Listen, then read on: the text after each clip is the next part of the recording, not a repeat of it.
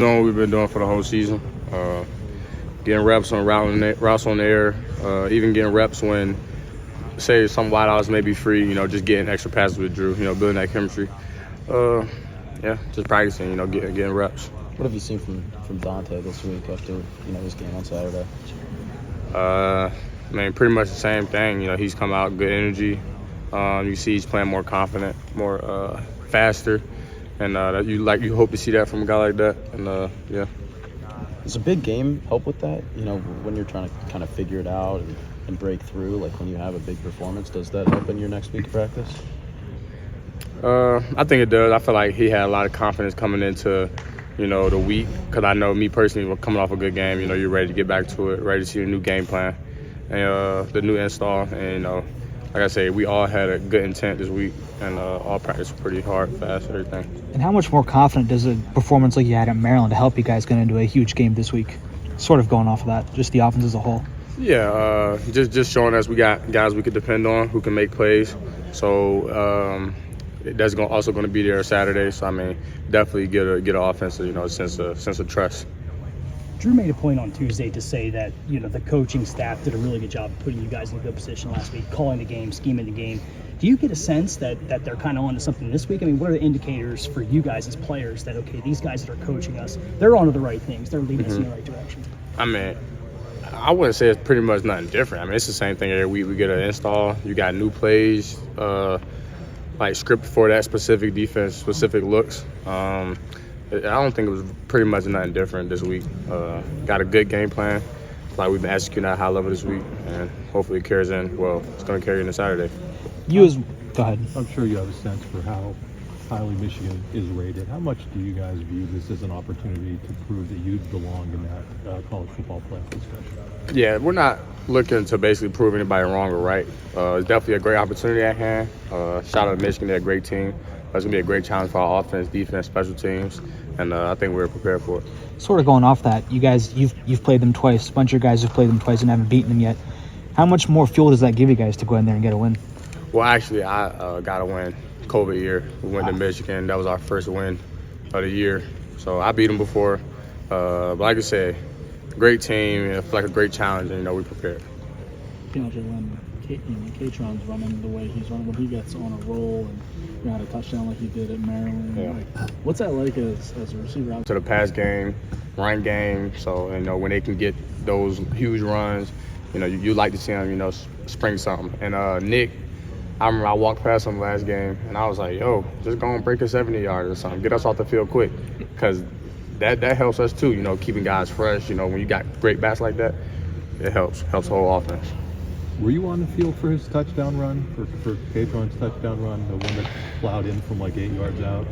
I don't think I would, because I remember I would come off the sideline flexing to him. I was going to say, so take us through that from your perspective, though, as another player. When you see that, what was that like for you? Yes, I know what type of back fat man is. I'm accustomed to watching him play like that. I grew up with him, watching him play since a little kid. So he's a tough runner. He delivered a blow, and he keep trucking. And I was great. I was happy to see him get in the zone. What does that do for the mentality of an offense when you've got a guy like that who's running over guys and getting those extra 2, 3, 4? Like I say, it gives us confidence, and just we can still play like that. He run somebody over. Now we all just got energized. We just ready to play for the next snap. I might go try to get a pancake real quick. You do okay. So feed off that energy. I feel like it's great. Speaking of that, how do you think the receivers have done as blockers this season? I feel like we did good. There's definitely room for improvement at every level of everybody's game. But, I feel like we've been pretty solid on the edge. Like I say, Coach Hagan, Coach Frank, they put a lot of emphasis on perimeter blocking from the wideouts and just in general. So, I feel like we're doing pretty good, but we got, room for improvement. Talk about kind of getting energized. When you have a noon game, what exactly does that look like for you from the moment you wake up and then actually hit the floor? So, the process happens quicker, obviously. You get into the stadium early, but once you walk in there, you put your uniform on, you got your headphones, you got your music playing. It could be 6 in the morning, 12 at night. You in that mode. You got a big task at hand. You got a game, another opportunity. So we always ready to go. When you're playing an elite defense like this, is there more of a sense of urgency on first and second down in a game like this?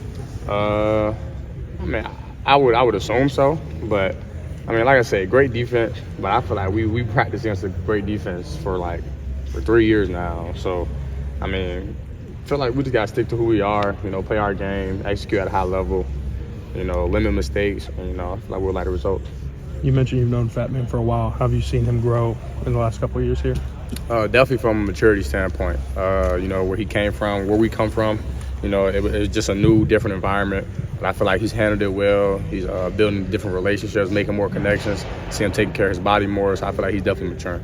In the past, he said that he's described himself as a kind of a shy guy, but he seems like a fun guy. Yeah. You've seen him come out of his shell over the years, and what's he like personally, just as a buddy? Yeah, so it's kind of funny. He is a shy guy, but he's also like a mean mentality guy. So it's weird, but I mean, once you get to know him, you know, crack a lot of jokes, play the game together.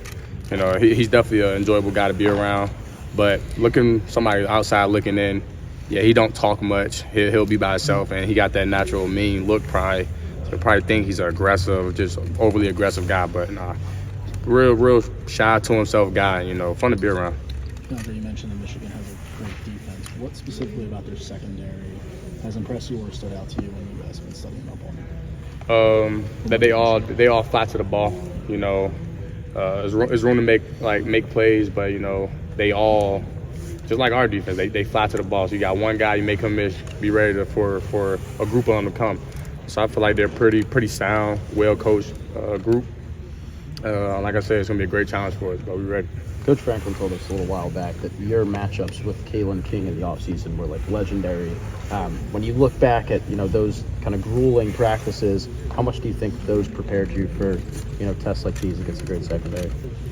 It got me prepared. I've been saying that for the longest. I know y'all heard me say it, but yeah, going against Kalen, Johnny, Cam Miller, even the young guy Zion. He won a rep today. We had a one-on-one. You know, they prepare me like no other every day. They challenge me. We challenge each other, and it's for opportunities like this. So not to feel over anxious when you go into a game like this. You're prepared. With Trey out, were you feeling any pressure to carry more of the workload, and how does having Dante play like he did on Saturday maybe alleviate some of that if you felt it?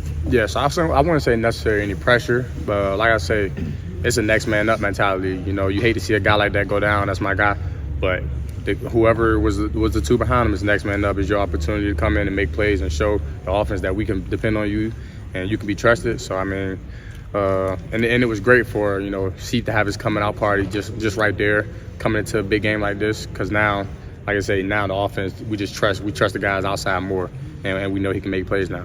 Well, we've been he can make plays, but now we've seen it, and he got that rhythm going. When a player like Trey goes out, how important is Coach Higgins to regrouping you guys as a group? I know you guys already have that next man mentality locked in, but how important is he to the whole process of getting to that next step and developing and making sure you guys are ready to fill the role? Yeah, he does a great job. Coach Higgins is a pretty patient, calm, relaxed guy. So even when Trey went down, it's not like you see any panic in him. He stayed steady, and like I say, he kept next man up mentality. He got the guy ready to play, and so I think he did a great job. How has Coach Higgins helped you? He's been your coach for 9 months now, something like that. How's he helped you develop as a receiver? I would say, I always talk about mental and stuff. He definitely helping us as far as just different drills, working on footwork, quickness, hands, attacking the ball, everything, the whole nine. But he's also teaching me patience. Like I said, he's a patient guy. So even when we might be at practice and somebody say something to me and I go to say something back, he just always tell me it's not worth your energy. You'll probably never catch Coach Higgins yelling mad, anything like that. He's a real steady, consistent guy in his attitude, and I low-key I learned that from him. I see him all the time, so sometimes I be like, if something doesn't affect him, I'm like, all right, maybe I just stop giving my energy to it, and it helps you focus in and zone in on the goal at hand. So, I would say those two. Is there a guy who's not in the 2D for you guys right now, a receiver, that's been impressing you over the last few weeks? Christian Driver. Yeah, Driver. I still feel like I'm the quickest guy, but his twitch, his quickness, it's something I ain't really seen a lot as far as coming out the ball. He makes it look easy, effortless, and once he just build that confidence in him and just hone a little more skills, he's gonna be great. He's gonna be great. How was that transition for him? As you saw, he went from DB to wide receiver.